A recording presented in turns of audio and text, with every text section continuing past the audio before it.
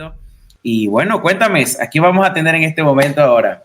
Bueno, para nosotros de verdad es un gran privilegio, un gran honor, Profeta Brian, poder traer aquí a un amigo y hermano también desde Norte Carolina. Y tiene un tema, Profeta, que bueno, como usted acaba de decir, yo creo que va a ser bien interesante también, porque escuchamos esto, lo hemos cantado un sinnúmero de veces, Brian, la canción Llévame al lugar santísimo.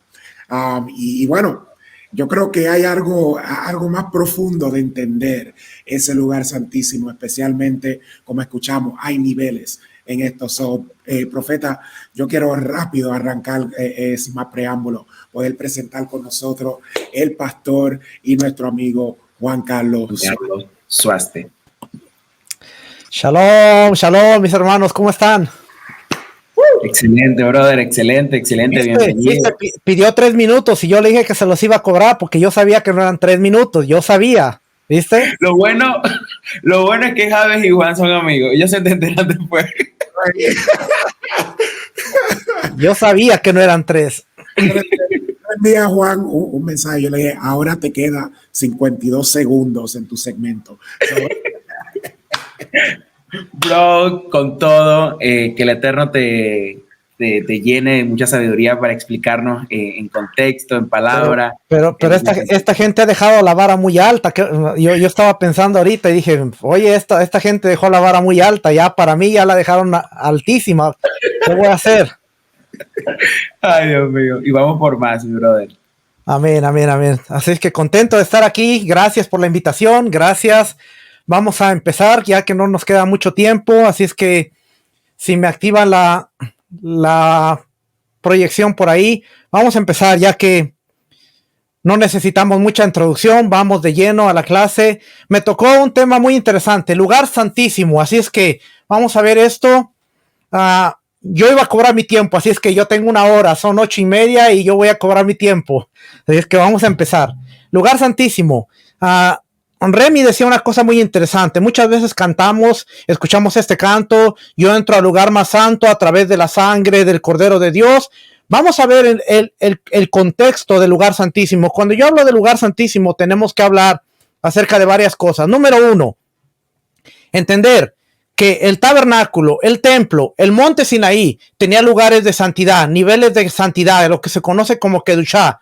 Tenemos lo que se conoce como el campamento de Israel, que está en el campamento fuera del tabernáculo. Después tenemos lo que es el atrio exterior del tabernáculo, esta parte donde está el altar, a donde se le permitía entrar a Israel. Después tenemos el lugar santo del tabernáculo. El tabernáculo se dividía en lugar santo, lugar santísimo, y después tenemos el lugar santísimo, que es la cámara más adentro del tabernáculo.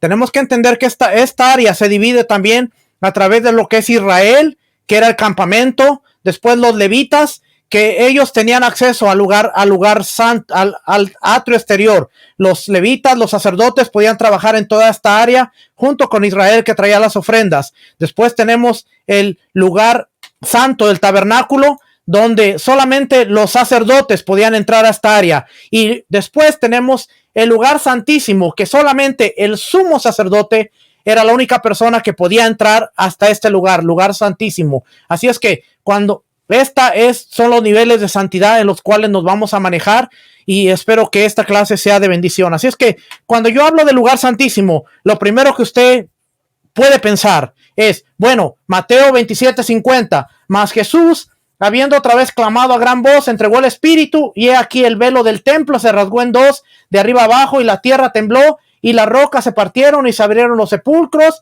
y muchos cuerpos de santos que habían dormido se levantaron. Automáticamente usted piensa, bueno, Jesús murió, el velo se rasgó y nos dio acceso al lugar santísimo. O, en su defecto, usted puede estar pensando Hebreos capítulo 10, versículo 19, que dice, así que, hermanos, teniendo libertad para entrar en el lugar santísimo por la sangre de Jesucristo, por el camino nuevo y vivo que Él nos abrió a través del velo, esto es de su carne, y teniendo un gran sacerdote sobre la casa de Dios. Automáticamente la imagen que usted tiene es del velo que divide el lugar santo al lugar santísimo, y usted dice, perfecto, Jesús Con su muerte nos dio acceso. El velo que se rasgó es este velo y tenemos entrada al lugar santísimo, y después vienen artistas que dicen entramos al lugar más santo a través de la sangre del Cordero. Esa es la imagen que todos tenemos, pero hoy quiero ponerlo en perspectiva y al final vamos a analizar este versículo para que vea qué tan acertado o qué tan equivocados estamos en nuestro pensamiento.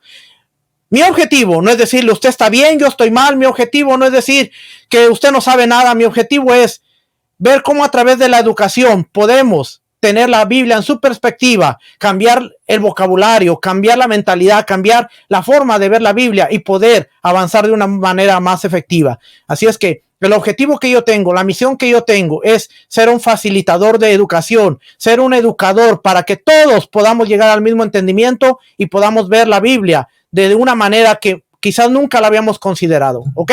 Así es que quizás usted me va a escuchar decir cosas que vayan en contra de su teología, vayan en contra de la forma de ustedes de mirar. No lo digo por mal, no lo digo para criticar, no lo digo para juzgar, simplemente estoy aquí para proveerle de información, ¿ok? Ore, valide, pídale al Padre que después de escuchar la información, usted pueda procesarla y poder tomar las mejores decisiones. Habiendo dicho esto, vamos ahora sí, ¿ok? Entonces, importante, ningún versículo o porción bíblica debe interpretarse aislado del contexto donde se desarrolla. Esto es sumamente importante. Ningún versículo, ninguna porción, ninguna parte de la escritura debe interpretarse aislado del contexto que está rodeado. Un versículo siempre tiene un contexto, un capítulo siempre tiene una libra, siempre tiene un libro, siempre está ligado a un propósito. ¿Por qué fue escrito el libro? ¿Para qué fue escrito? ¿Hacia quién fue escrito? ¿Qué era la manera o qué era lo que quería comunicar el autor? Todo esto es importante tenerlo en perspectiva para poder entender un versículo. No podemos sacar un versículo y decir, pero la Biblia dice, porque eso se llama sacar un texto de su contexto y armar un pretexto, y eso no se debe de hacer. Así es que sumamente importante, ningún versículo, ninguna porción bíblica debe interpretarse aislado del contexto donde se desarrolla. Así es que hoy vamos a ver qué es el lugar santísimo en su contexto.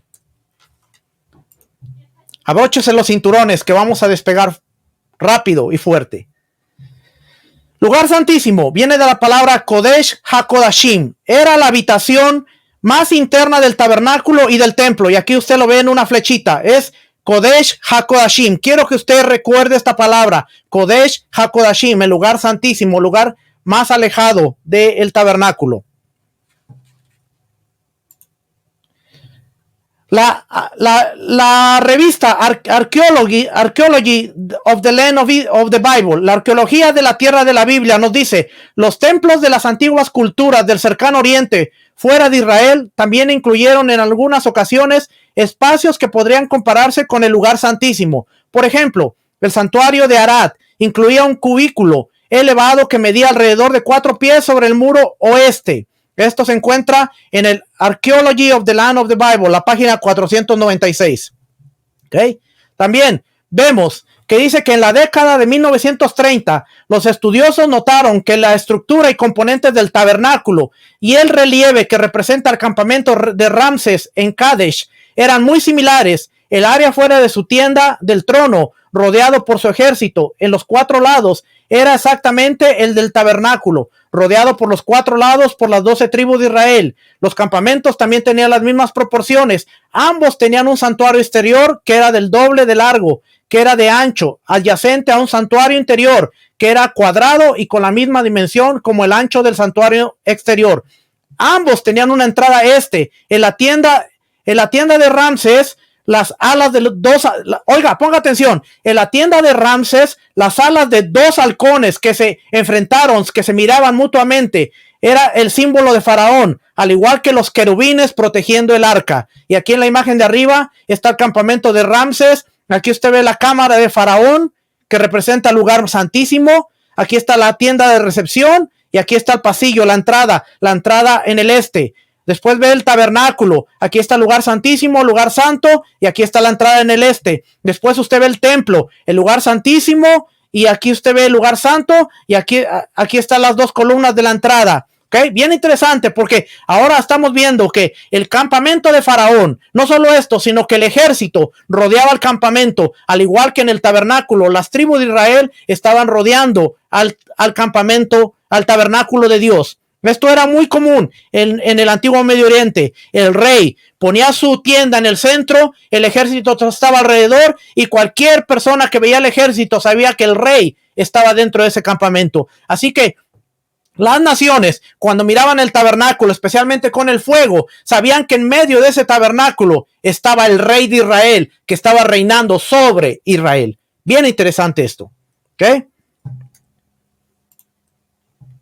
Los temas principales que abundan en la escritura son convenios, justicia y bondad, honor y vergüenza, nueva creación, orden y caos y espacios sagrados. Hoy vamos a tratar la esfera de espacios sagrados y vamos a ver qué tan importante es reconocer y entender los espacios sagrados. A mí me gusta estudiar mucho la Biblia a través de esta metodología porque me ha salvado muchos dolores de cabeza. Puedo tomar una historia bíblica, puedo tomar una esfera, puedo ver un convenio, justicia y bondad, honor y vergüenza, cualquier esfera, y puedo desarrollar el estudio bíblico a través de esto. Así es que el lugar santísimo en el tabernáculo era una habitación de 10 codos cuadrados separada del resto del santuario por un velo, el cual servía para prohibir a las personas ver y tener acceso directo a Dios. Esto lo encontramos en Éxodo 23, Éxodo 26, versículo 31 al 35.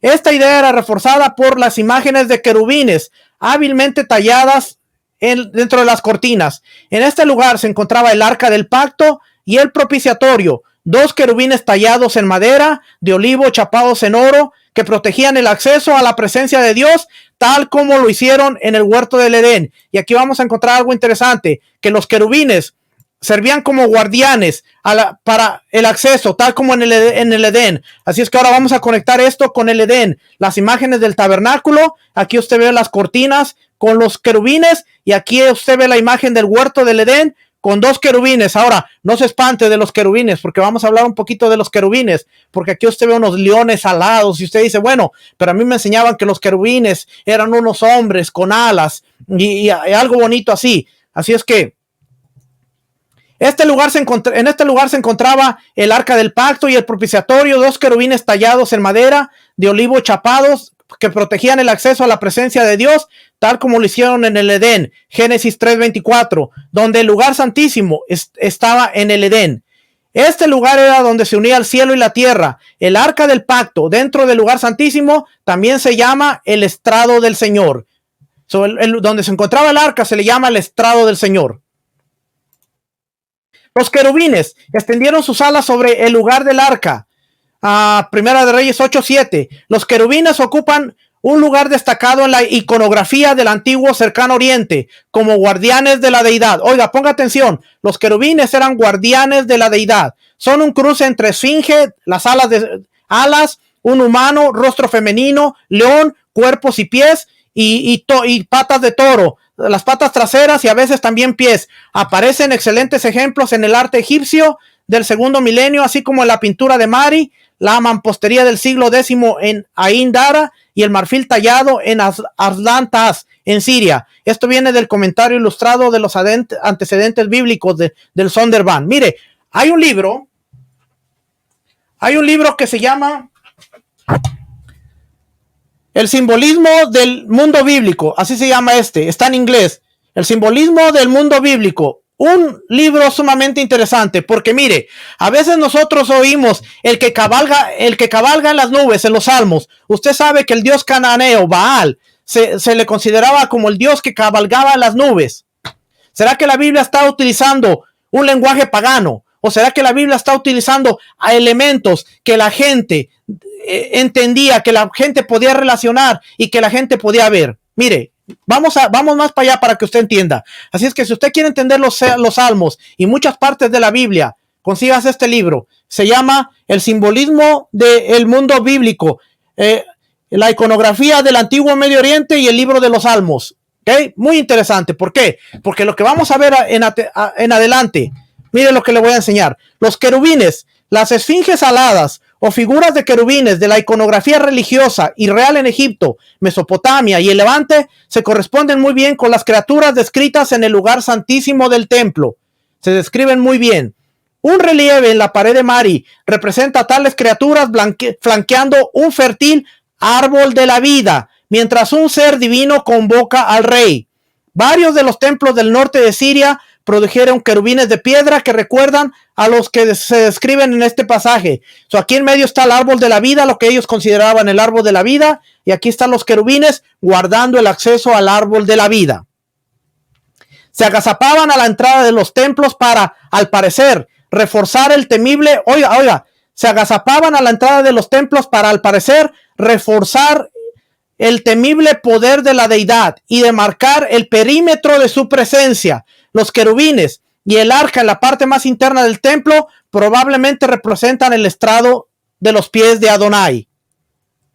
Primera de Reyes 8:5. Y el rey Salomón y toda la congregación de Israel que se había reunido con él estaba con él delante del arca, sacrificando ovejas y bueyes, que por la multitud no se podían contar ni numerar. Y los sacerdotes oiga bien lo que le voy a decir, y los sacerdotes metieron el arca del pacto de Adonai en su lugar, en el santuario de la casa, en el lugar santísimo, debajo de las alas de los querubines. No eran las alas del propiciatorio, porque adelante dice aquí, porque los querubines tenían extendidas las alas sobre el lugar del arca, así cubrían los querubines el arca y sus varas por encima, o sea, cubrían toda el arca. Los querubines del propiciatorio solamente cubrían la tapa del arca. Aquí nos está describiendo algo más, porque dice que los querubines con sus alas extendidas cubrían toda la arca, sus varas. Así que, ¿de qué nos está hablando? Bueno, la imagen que les presento aquí son dos querubines con forma de león que tenían las alas extendidas y estaban cubriendo el arca del pacto en el templo de Salomón.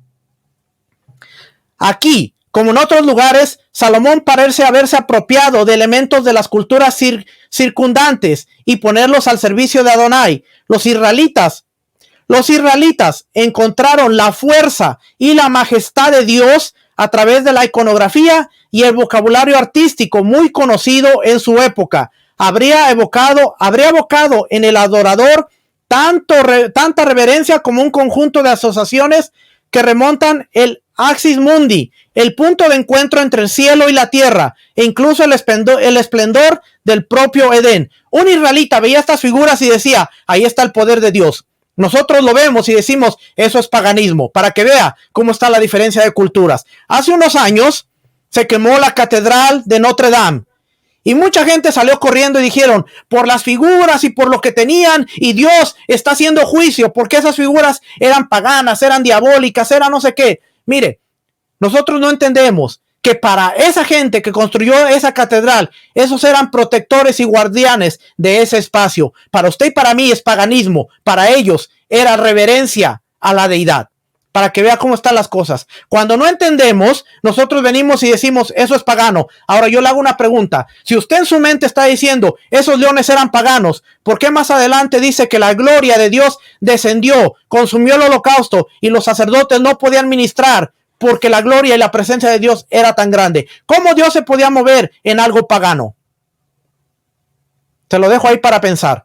Porque si usted en su mente usted está diciendo, eso era paganismo, eso era pagano, ¿por qué la gloria de Dios cayó? ¿Por qué los sacerdotes no podían ministrar? ¿Por qué era tan pesada la gloria, el cabot de Dios que se descendió en ese lugar?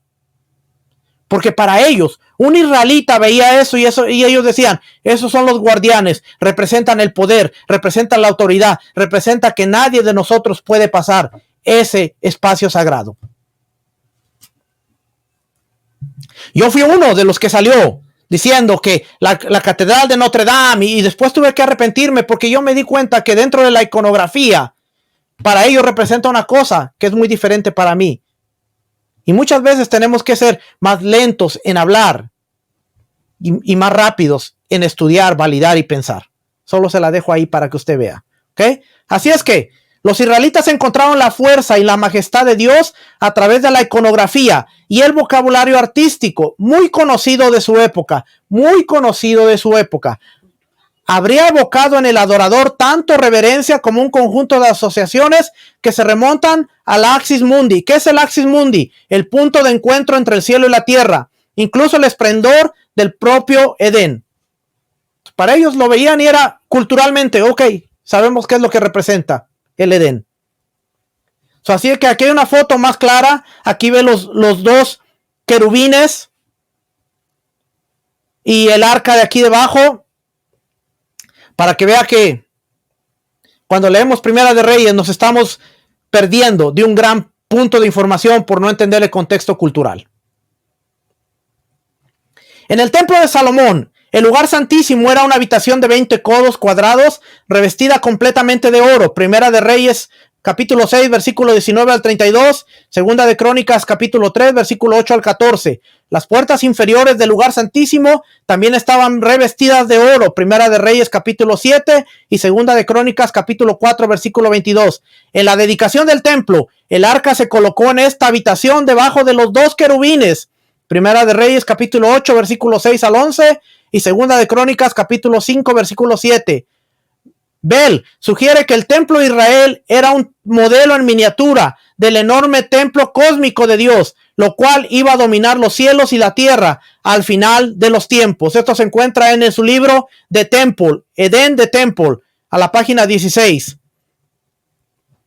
Así es que dentro del lugar santísimo estaba el arca, conocida como Aarón. Segunda de Crónicas, capítulo 24 dice: mandó pues el rey que hiciese un arca, un Aarón, la cual pusieron afuera de la puerta de la casa de Adonai, e hicieron pregonar en Judá y en Jerusalén que trajesen a Adonai la ofrenda que Moisés, siervo de Dios, había impuesto a Israel en el desierto.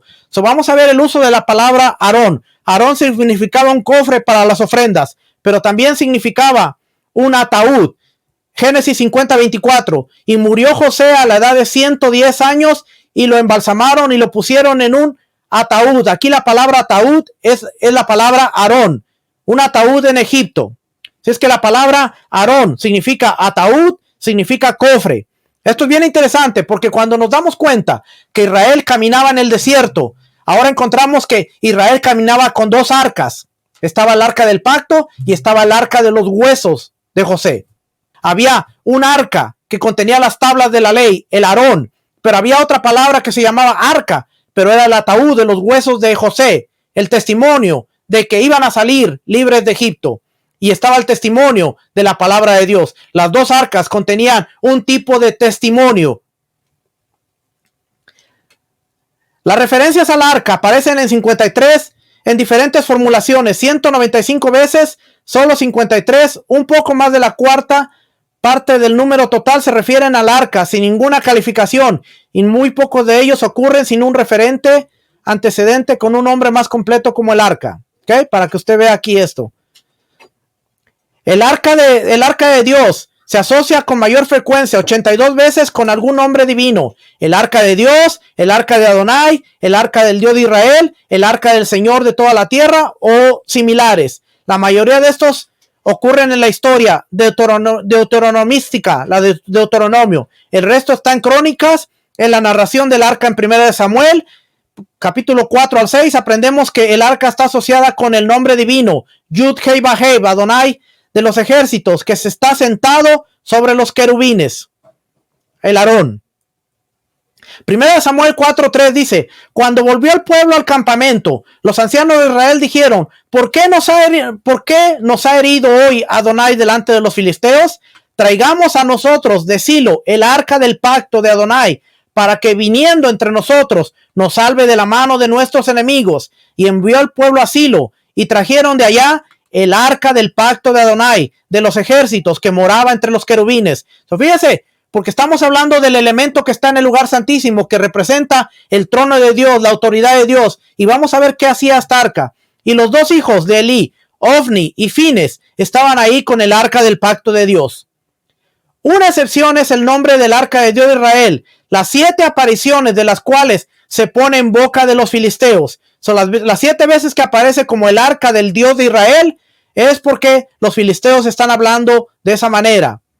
Y la encontramos en 1 Samuel capítulo 5 versículo 7, versículo 8, versículo 10 y versículo 11. Aquí la vamos a ver. 1 Samuel 5, 7. Viniendo estos, los de Asdod, dijeron: no quede con nosotros el arca del Dios de Israel, porque su mano es dura sobre nosotros y sobre nuestro Dios Dagón. Convocaron pues a todos los príncipes de los filisteos y les dijeron: ¿qué haremos del arca del Dios de Israel? Y ellos respondieron: pásese el arca del Dios de Israel a Gat.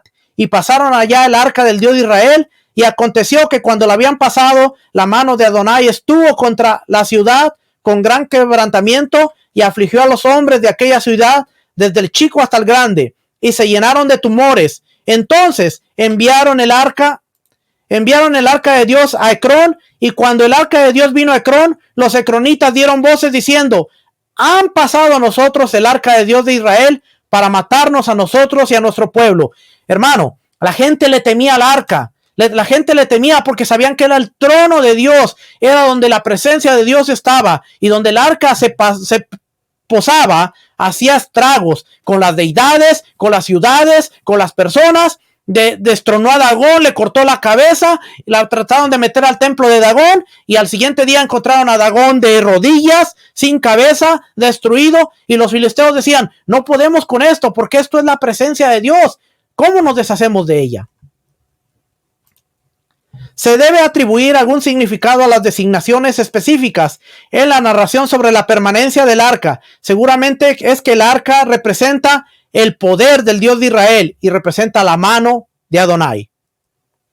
La arca de la alianza. Esta designación aparece 40 veces, 30 veces con varias formas del nombre divino. Así uno encuentra el arca del pacto de Adonai, el arca del pacto de Dios, el arca del pacto del Señor de toda la tierra, y así sucesivamente. En todos los casos, el término pacto parece definir el arca.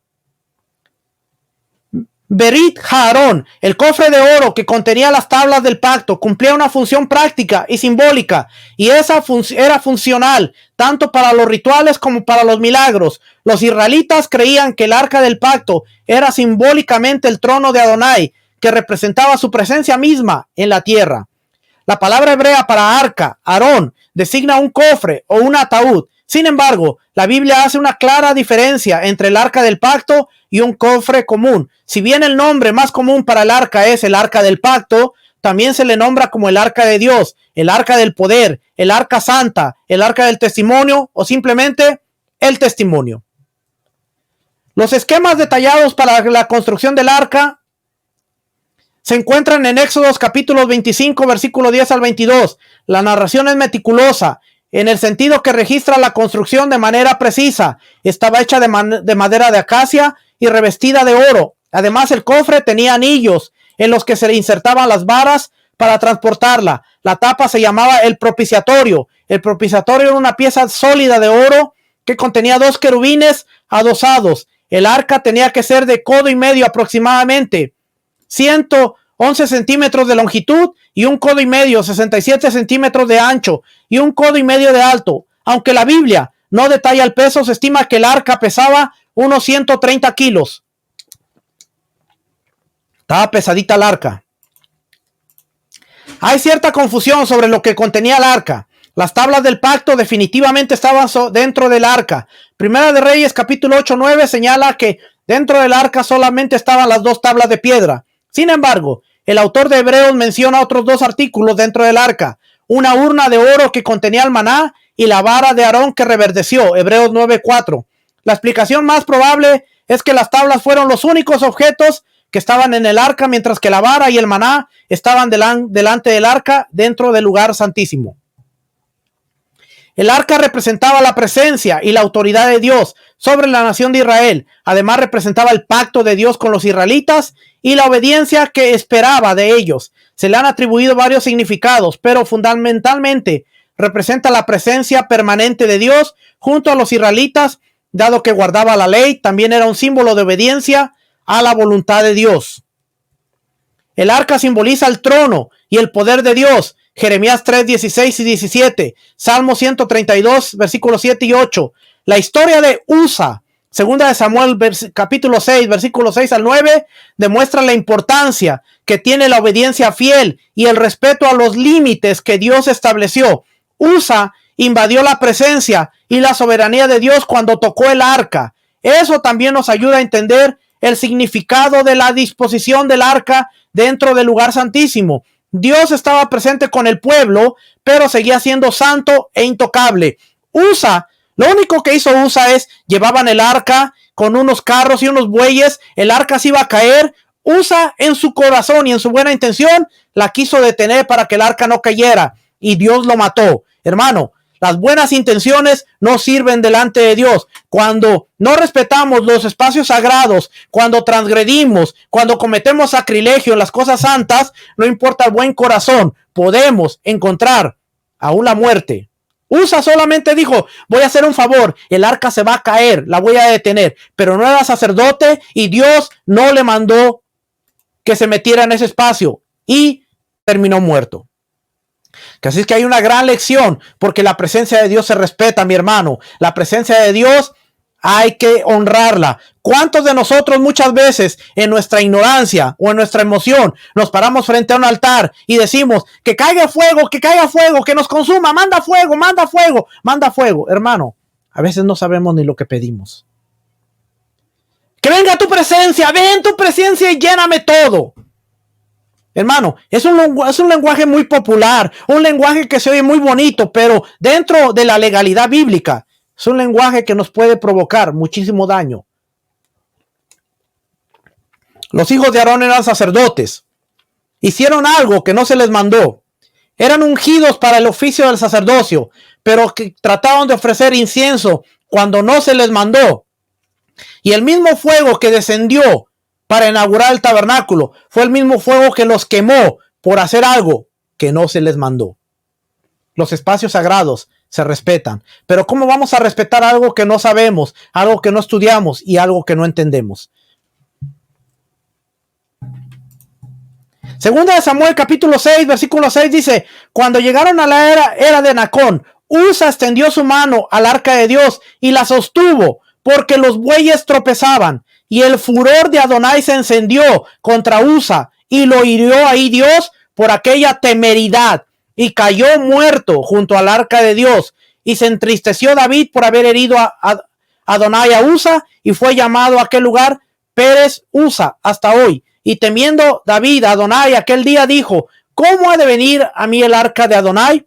David se fue a estudiar para ver cómo podía transportarse el arca y no volver a cometer el mismo error. Salmo 132 dice, Salmo 132 versículo 7 dice: entraremos en su tabernáculo, nos postraremos ante el estrado de sus pies. Levántate, oh Adonai, al lugar de tu reposo y el arca de tu poder. Ve que el arca es el estrado del reposo, el arca, el lugar de su reposo, donde está el estrado de sus pies. Es un lugar muy santo, hermano. El arca también se lleva al interior del templo todos los años durante la procesión de la Pascua. Salmo 24, 7 al 10. Estas ceremonias anunciaban que Adonai era el rey de la tierra y que aún así estaba presente con su pueblo. Como el arca no representaba a Adonai en persona, sino que solo contenía su ley y su trono, donde estaba invisiblemente sentado, no era un ídolo, más bien era un lugar para encontrarse con Dios. El arca servía como un vehículo, más que como un objeto final de adoración, de veneración. Israel sabía que no era un ídolo, sino era el vehículo que transportaba la presencia de Dios. Muy claro para ellos. El arca se encuentra en todos los relatos históricos anteriores al destierro. Es decisiva para las historias del Éxodo y la conquista y tiene un papel prominente en las historias sobre Samuel y David. Durante el Éxodo, el arca sirvió con dos propósitos. Fue un objeto de reverencia ligado al sistema religioso y se utilizaba para reunir al pueblo para viajar o para ir a la guerra. Cuando se levantaba la nube, el arca dirigía al campamento.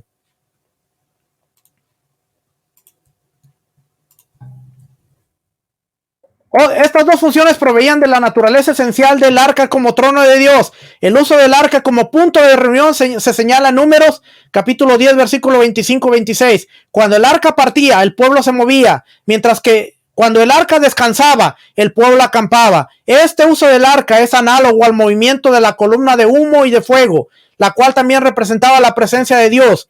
Ver Éxodo 13:21. El arca puede haber reemplazado la columna de humo y de fuego en lo relativo a indicar cuándo debían moverse. O sea, era parte del movimiento del ejército, era el trono del rey, era el que iba al frente del campamento. Cuando se paraba, todo el mundo se paraba. Cuando se levantaba, todo el mundo se levantaba. El propiciatorio representa el trono del juicio de Dios. El Señor hacía justicia sentado en su trono sobre los querubines del propiciatorio. Salmo 91, versículo 1 al 5. Salmo 99, versículo 1 al 5. Con este reconocimiento de la justicia de Dios, venía la esperanza de la gracia de Dios. Se presenta al propiciatorio de manera prominente la ceremonia del día de expiación. Algo importante que vamos a ver, como el destino del incienso y de la sangre de las ofrendas. Levítico 16, 13 al 15. Levítico 16:2 especifica que es el propiciatorio lo que representa la presencia letal de Dios, la presencia de la justicia y de la santidad. Ahí era donde en Yom Kippur entraba con el incienso, como estaba hablando Jabes, y entraba la sangre del becerro y del macho cabrío. Sumamente importante porque este lugar santísimo se convierte en la sala del juicio donde está sentado el juez para escuchar el caso de todo el pueblo. Salmo 99:1 dice: Adonai reina, temblarán los pueblos, él está sentado sobre los querubines, se conmoverá la tierra. Adonai en Sión es grande y exaltado sobre todos los pueblos. Alaben tu nombre, grande y temible. Él es santo. La gloria del rey ama el juicio. Tú confirmas la rectitud. Tú has hecho en Jacob juicio y justicia. Exaltad a Adonai nuestro Dios y postrados ante el estrado de sus pies. Él es santo. Levítico 16:1 dice: habló Adonai a Moisés después de la muerte de los dos hijos de Aarón, cuando se acercaron delante de Adonai y murieron. Y Adonai dijo a Moisés: di a Aarón, tu hermano, oiga bien, que no en todo tiempo entre en el santuario detrás del velo, lugar santísimo, delante del propiciatorio que está sobre el arca, para que no muera. O sea, es sumo sacerdote, pero no puede entrar al lugar santísimo cuando le dé la gana y cuando quiera. Porque yo apareceré en la nube sobre el propiciatorio. Con esto entrará Aarón en el santuario con un becerro para expiación y un carnero para el holocausto. Se vestirá la túnica santa de lino y sobre el cuerpo tendrá los calzoncillos de lino. Y se ceñirá el cinto de lino y con la mitra de lino se cubrirá. Son las santas vestiduras, con ellas se ha de vestir después de lavar su cuerpo con agua. Y de la congregación de los hijos de Israel tomará 2 machos cabríos para expiación y un carnero para holocausto, y hará traer a Aarón el becerro de la expiación, que es suyo, y hará la reconciliación por sí y por su casa. Después tomará los 2 machos cabríos y los presentará delante de Adonai a la puerta del tabernáculo de reunión, y echará suertes Aarón sobre los 2 machos cabríos, una suerte por Adonai y otra suerte por Azazel, y hará traer a Aarón el macho cabrío sobre el cual cayere la suerte por Adonai, y lo ofrecerá en su expiación. Mas el macho cabrío sobre el cual cayere la suerte para Azazel, lo presentará vivo delante de Adonai para hacer reconciliación sobre él, para enviarlo a Azazel al desierto. Y hará traer a Aarón el becerro que era para expiación suya, y hará la reconciliación por sí y por su casa, y degollará en expiación el becerro que es suyo. Después tomará un incenciario lleno de brasas del fuego del altar de delante de Adonai, y sus puños llenos del perfume aromático molido. Importante lo que habló Jabes. Si no sabemos qué contenía el incienso y cómo se presentaba, nos perdemos esta información. Y lo llevará detrás del velo al lugar santísimo, y pondrá el perfume sobre el fuego delante de Adonai, y la nube del perfume cubrirá el propiciatorio que está sobre el testimonio para que no muera. Eso quiere decir que la nube de Dios bajaba, pero Aarón tenía que entrar con carbones, incienso, y tenía que crear una columna de nube para que la nube del incienso y la nube de Dios se encontraran y crearan un velo para que Aarón no muriera. Esta era la protección de Aarón. Tenía que presentar el incienso antes de entrar con la sangre, porque después dice: tomará luego la sangre del becerro y la rociará con su dedo hacia el propiciatorio al lado oriental, hacia el propiciatorio esparcirá con su dedo 7 veces de aquella sangre. Sobre el arca él depositaba la sangre con su dedo después de haber creado la columna del incienso. Después degollará al macho cabrío y en expiación por el pecado del pueblo, y llevará la sangre detrás del velo, adentro, y hará de la sangre como hizo con la sangre del becerro, y la esparcirá sobre el propiciatorio, delante del propiciatorio nuevamente. Ahora la sangre del macho cabrío la iba a esparcir detrás del velo en el lugar santísimo. Había dos cosas con las que tenía que entrar. Primero, incienso y sangre. Era con lo único que podía entrar Aarón al lugar santísimo. Así purificará el santuario a causa de las impurezas de los hijos de Israel, de sus rebeliones y de todos sus pecados. De la misma manera hará también al tabernáculo de reunión, el cual reside entre ellos en medio de sus impurezas. Ningún hombre estará en el tabernáculo de reunión cuando él entre a hacer la expiación del santuario, hasta que él salga y haya hecho la expiación por sí, por su casa y por toda la congregación de Israel. Era el único que podía entrar, nadie más, ni aún en el lugar santo podía estar mientras hacía todo esto. Bien interesante.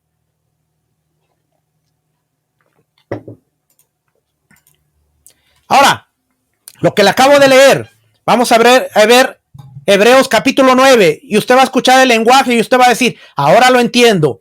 Pero estando ya presente Cristo, sumo sacerdote de los bienes venideros, por el más amplio y más perfecto tabernáculo, no hecho de manos, es decir, no de la creación, y no por sangre de machos cabríos, ni de becerros. Está haciendo alusión a Aarón, con la sangre con la que él entraba. Entró una vez, oiga bien, una vez y para siempre al lugar santísimo. Yeshua solo entró una vez al lugar santísimo, una vez. Hebreos lo dice bien claro, entró una vez para siempre en el lugar santísimo, habiendo obtenido eterna redención. Porque si la sangre de los toros y de los machos cabríos y las cenizas de la becerra rociadas a los inmundos santifican para la purificación de la carne, cuánto más la sangre de Cristo, del Mashiach, el cual mediante el Espíritu Eterno se ofreció a sí mismo sin mancha a Dios, limpiará vuestras conciencias de obras muertas para que sirváis al Dios vivo. El libro de Hebreos está haciendo un contraste entre lo que es Yom Kippur y lo que es Levíticos capítulo 16. Mientras Aarón entraba con la sangre del becerro, la sangre del macho cabrío, dice Yeshua entró con su propia sangre al lugar santísimo en el tabernáculo celestial. Por eso es mucho mejor sumo sacerdote, y está haciendo un contraste entre lo que es el sacerdocio arónico y el sacerdocio de Yeshua en el orden de Melquisedec. ¿Okay? No está cambiando la ley, no está haciendo nada, solamente está haciendo un contraste, porque Hebreos capítulo 7 dice que si Yeshua estuviera en la tierra, aún en la tierra, él no podía ministrar porque no era de la tribu de Leví. Así es que Yeshua nunca se metió con el templo, nunca se metió con el oficio sacerdotal, porque él sabía que él no podía hacer nada, no tenía la legislación aquí en la tierra, pero en el cielo él sí lo pudo hacer, porque en el cielo estaba el orden de Melquisedec y Yeshua es el sumo sacerdote. Ahora, en la Biblia únicamente se menciona a Yeshua como el sacerdote en el orden de Melquisedec. No dice que nadie más sea sacerdote en el orden de Melquisedec. Si es que en nosotros decir que somos sacerdotes en el orden de Melquisedec es una información que no tiene validez bíblica, porque al único que se le aplica es a Yeshua, no a nadie más. ¿Ok? Si es que vio el contraste, como Yeshua entra al lugar santísimo, pero no entró solo, sino que entró con su sangre. Deuteronomio, en particular, enfatiza el rol del arca como depositaria de la ley. Este énfasis evita que el pueblo ponga su atención en el arca como objeto de veneración y centra la atención del pueblo en el rol del arca, el cual es recordarles sobre la obediencia al pacto. Desde el punto de vista narrativo, Deuteronomio ya existía antes de que el pueblo entrara a la tierra, de manera que el énfasis en la obediencia prepara al pueblo para rechazar cualquier autoridad que no tenga que ver con Adonai. El arca fue fundamental para cruzar el río Jordán y su presencia fue clave para la victoria a lo largo de toda la conquista. La victoria en Jericó demuestra un énfasis renovado sobre el papel del arca como propiciatorio. Fue el cruce del arca, no la espada ni el fuego, la que causó la victoria. Después de las etapas iniciales de la conquista y a lo largo de la mayor parte del libro de Jueces, no se menciona el arca. Al parecer en Jueces 20, 27 al 28, consultaban al arca en busca de revelación divina, pero esto podría indicar que buscaban el consejo de Adonai donde estaba el arca y no que buscaran en el arca misma. Ahora aquí usted ve bien algo interesante. El arca está cubierta en azul. Eso es sumamente importante porque Números capítulo 4, versículo 5 dice: cuando haya de mudarse el campamento, vendrá Aarón y sus hijos y desarmarán el velo de la tienda y cubrirán con él el arca del testimonio y pondrán sobre ella la cubierta de pieles de tejones y extenderán encima un paño de todo azul y le pondrán sus varas. Querido hermano, cada que usted vea una foto en el internet, como la que está en la parte de abajo, donde el arca está descubierta y los sacerdotes están llevándola, está incorrecta. Números nos dice que el arca no podía salir si no estaba cubierta del lugar santísimo. Tenía que entrar el sacerdote, tenían que cubrirla, tenían que ponerle un paño azul y entonces los sacerdotes podían entrar para transportarla. Hermano, cuando no entendemos estas cosas, tomamos cualquier foto del internet y decimos, esta es el arca de Dios. Esto no se podía ver en ningún lugar. De acuerdo a Números 4, léalo bien. Cuando haya de mudarse el campamento, vendrá Aarón y sus hijos, desarmarán el velo de la tienda, el velo que estaba cubriendo el lugar santísimo, cubrirán con él el arca del testimonio, pondrán sobre ella la cubierta de pieles de tejones y extenderán encima un paño de todo azul y le pondrán sus varas. Tenía que estar cubierta. La imagen de la parte de arriba es la correcta, hermanos. El arca tenía que estar siendo transportada con un paño azul, con una cortina azul. Nunca se iba a ver como la parte de abajo, descubierta, los querubines, y ahí está el arca. Nadie podía ver el arca, solamente el sumo sacerdote una vez al año. Sumamente interesante, espero que esté aprendiendo algo, mi hermano. Cualquier interpretación complementa la siguiente mención del arca y el llamado de Samuel. En 1 Samuel capítulo 3, los hijos de Eli intentaron usar el arca como una arma mágica y esperaban que Dios les asegurara la victoria, como lo había hecho durante la conquista. El intento falló y como consecuencia los filisteos les quitaron el arca. Sin embargo, la naturaleza santa del arca desató la plaga sobre ellos hasta que le devolvieron el arca a los israelitas. 1 Samuel del capítulo 4 al capítulo 7, versículo 2. El arca quedó en Kiriat Jearim durante 20 años hasta que Saúl pidió que se volviera a usar durante la guerra. 1 Samuel capítulo 7, versículo 2 y capítulo 14, versículo 18. Luego, David trasladó el arca a Jerusalén. 2 Samuel capítulo 6. Ahí permaneció en una tienda hasta que Salomón construyó el templo donde se instaló. Después de eso no hubo castigos importantes por mover el arca.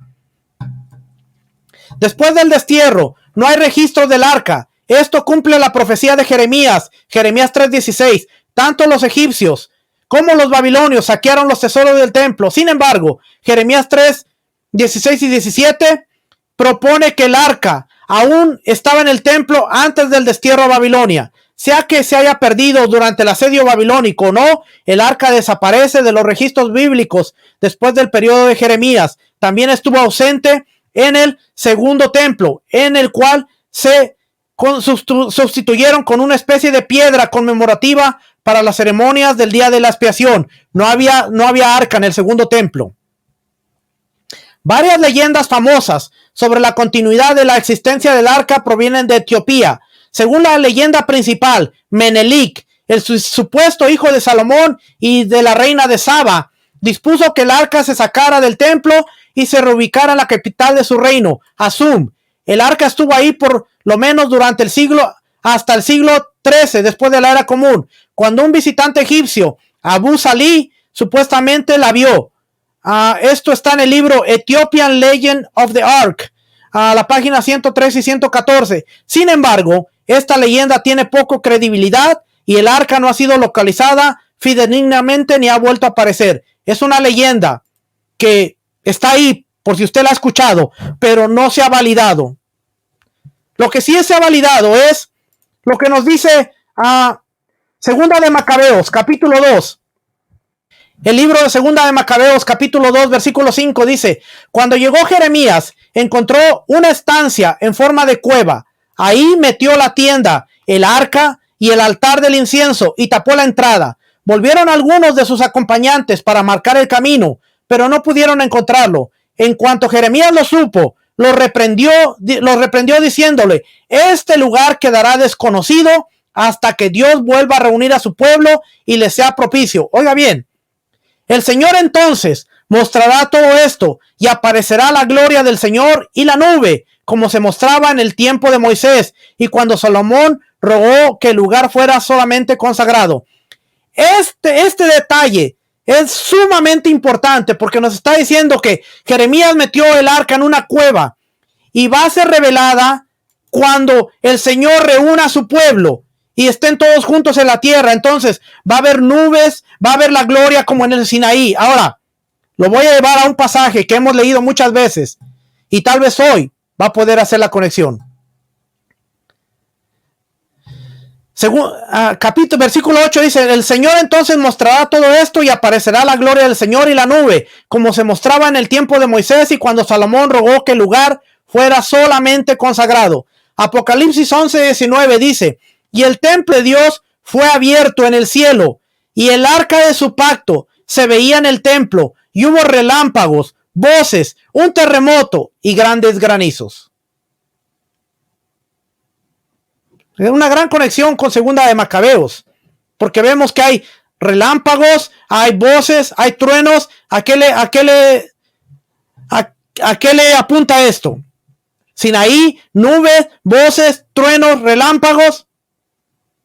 Interesante que cuando el Señor venga, cuando Yeshua sea manifestado, va a haber relámpagos, va a haber truenos, y el arca del pacto va a ser revelada. ¿Dónde está la cueva donde Jeremías la escondió? Usted puede ver, está vacía, no hay arca, no hay nada. En el segundo templo no había nada. Había una piedra en donde ahí se hacía el servicio de Yom Kippur, con el incienso, la sangre. Los sacerdotes seguían esparciendo la sangre como si estuviera el arca, pero no había nada. Pero ellos seguían haciendo todo el rito como estaba. Hebreos 9 compara los ritos de Israel con la entrada de Cristo al lugar santísimo en el cielo. Hebreos 9 del 1 al 14. Cristo, Mashiach, ha entrado a la verdadera sala del trono de Adonai, no solo al trono simbólico en la tierra. En Apocalipsis 11:19 se describe el arca en el templo del cielo, dado que el arca representaba el trono y el templo representaba la sala del trono. Esta descripción es la continuación de la misma teología del Antiguo Testamento, una combinación de juicio y de gracia. Lo mismo, hermano, no cambia nada. Lo único que tenemos que entender es la misión de Yeshua, pero no cambian los sacrificios del Antiguo Testamento con el Nuevo, con la ofrenda de Yeshua. Lo único que tenemos que entender cómo aplica Yeshua. Misma ley, diferentes personas. Misma ley, diferentes personas. Misma ley, diferente tiempo. Yeshua no vino a cambiar nada. Yeshua vino a enseñarnos cómo vivir las ordenanzas de Dios y tener una vida de bendición y prosperidad. Se me acaba el tiempo y voy rápido ya. Ahora, vamos a ver Hebreos 10:19, porque con eso voy a cerrar. Así que, hermanos, teniendo libertad para entrar en el lugar santísimo por la sangre de Jesucristo, por el camino nuevo y vivo que Él nos abrió a través del velo, esto es, su carne, y teniendo un gran sacerdote sobre la casa de Dios, lugar santo, aquí está el hebreo, aquí está el hebreo, y aquí vamos a ver donde dice lugar santo. La palabra es Hagión. ¿Ok? Aquí está, Hagión. La palabra santa, para el lugar santo, Hagión. ¿Por qué es importante esto? Porque ahora lo voy a llevar Hebreos 9, donde dice, tras el segundo velo estaba la parte del tabernáculo llamada lugar santísimo. Y aquí la palabra no es Hagión, sino que aquí cambia. Aquí ahora encontramos que dice, being called the Holy of Holies. Y aquí encontramos dos palabras. Encontramos que dice Hagia, Hagión. En Hebreos 9:13 para el lugar santísimo es Hagia, Hagión. Pero en Hebreos 10, que se supone que es el lugar santísimo, solo aparece Hagión, dando a entender que es el lugar santo, no lugar santísimo. Porque el lugar santísimo debería ser Hagia, Hagión. Si es que en Hebreos no dice teniendo libertad para entrar en el lugar santísimo, sino es teniendo libertad para entrar en el lugar santo. Hagia, Hagión, no Hagia, Hagión. Nuevamente, 9:3, lugar santísimo. Aquí sí nos aparece Hagia, Hagión, the Holy of Holies. ¿Ve la diferencia? Una cosa es Hagia y otra cosa es Hagia, Hagión. Muy diferente. tenemos que entender el griego, porque Hebreos 10:3 no nos está diciendo que tenemos entrada al lugar santísimo, sino entrada al lugar santo. Así que ese canto, tenemos entrada al lugar santísimo por la sangre del Cordero, debería ser tenemos entrada al lugar santo. Únicamente Yeshua pudo entrar al lugar santísimo porque llevaba su sangre. Nosotros podemos entrar al lugar santo. Aquí está la palabra Hagió, santo, santísimo, santuario, espíritu, entre los santos. ¿Ve? Hagión. ¿Ok? Así es que Hebreos 9:2, la Biblia, la Reina Valera 1960 dice, porque el tabernáculo estaba dispuesto así, en la primera parte, llamada lugar santo, estaba el candelabro, la mesa, los panes de la proposición. Tras el segundo velo estaba la parte del tabernáculo llamada lugar santísimo. Hebreos 9:12, la Biblia de Jerusalén latinoamericana, porque se instaló una primera parte de la tienda donde se hallaba el candelabro, la mesa con los panes, representado que se llamaba santo. Detrás de la segunda cortina se llamaba la tienda santo de los santos. Kadosh HaKodashim, la palabra que yo le enseñé al principio, Kadosh HaKodashim, y santo solo es Kadosh. Ahora, si vamos al versículo 10-19, así que hermanos, teniendo libertad para entrar en el lugar santísimo, por la sangre de Jesucristo, por el camino nuevo y vivo que Él nos abrió a través de su velo, Reina Valera, Biblia Jerusalén dice, tenemos pues hermanos plena confianza para entrar en el santuario. No dice ni lugar santísimo, dice entrar en el santuario en virtud de la sangre de Jesús, por este camino nuevo y vivo, inaugurado por Él para nosotros a través de la cortina, es decir, de su cuerpo. ¿Ve? Como la Biblia Jerusalén, que es una versión católica, no dice lugar santísimo, dice al santuario. Así es que lugar santo es Hagión. ¿Cuál es el velo que se abrió? Bueno, aquí hay una imagen que es el velo del altar, el que está frente al altar, que da la entrada al lugar santo. Ese fue el velo que realmente se rasgó, no el que separaba el lugar santo del santísimo. Aquí hay unas imágenes para que le ayude a entender. Aquí estaba el trono de Dios, la montaña del Señor en el Edén, y aquí usted ve los querubines. Aquí está el árbol de la ciencia del bien y el mal, el árbol de la vida, y aquí está el tabernáculo. La cortina, había una cortina y había otra cortina aquí. Esta fue la caída. Y el arrepentimiento nuevamente nos da entrada al trono de Dios. Aquí están los querubines. Aquí están los querubines que daban entrada al lugar santo. O sea, estos mismos querubines que guardaban la entrada al Edén, es esta misma cortina aquí del tabernáculo al lugar santo. Aquí está nuevamente el centro del jardín, era lugar santísimo. Pero aquí están los querubines guardianes al lugar santo. Aquí está el altar de Caín y Abel, la tierra de Edén. Sumamente esta información porque aquí nos está mostrando la corte de los gentiles aún.